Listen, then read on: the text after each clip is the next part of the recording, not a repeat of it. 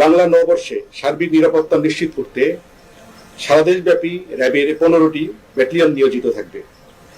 নববর্ষে অনুষ্ঠান শেষ না হওয়া পর্যন্ত নিরাপত্তা জোরদার করতে সারা দেশে র্যাবের সকল ব্যাটালিয়ন সমূহ নিজ নিজ দায়িত্বপূর্ণ এলাকায় দায়িত্ব পালন করবে। এই লক্ষ্যে 181টি পিকআপ পেট্রোল টিম, 127টি মোটর ভেহিকেল পেট্রোল টিম সহ সর্বমোট 308টি টহল এবং সাদা পোশাকে নজরদারি সহ র্যাবের সদস্যগণ মোতায়েন থাকবেন। কোনো গোষ্ঠী যেন কোনো অপ্রীতিকর পরিস্থিতির সৃষ্টি করতে না পারে সে লক্ষ্যে র্যাবের গোয়েন্দা নজরদারি অব্যাহত রয়েছে।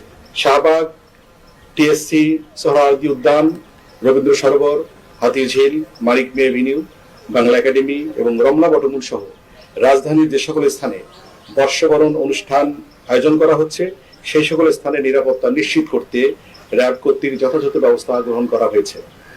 এই লক্ষ্যে পরীক্ষণ চেকপোস্ট, টহল এবং অবজারভেশন পোস্ট স্থাপন করা হয়েছে।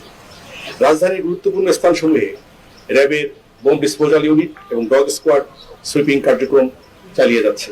এছাড়া র্যাব সদর দপ্তরে কন্ট্রোল রুম স্থাপন করা হয়েছে এবং সারা দেশে নিরাপত্তা ব্যবস্থা পর্যবেক্ষণ করা হচ্ছে।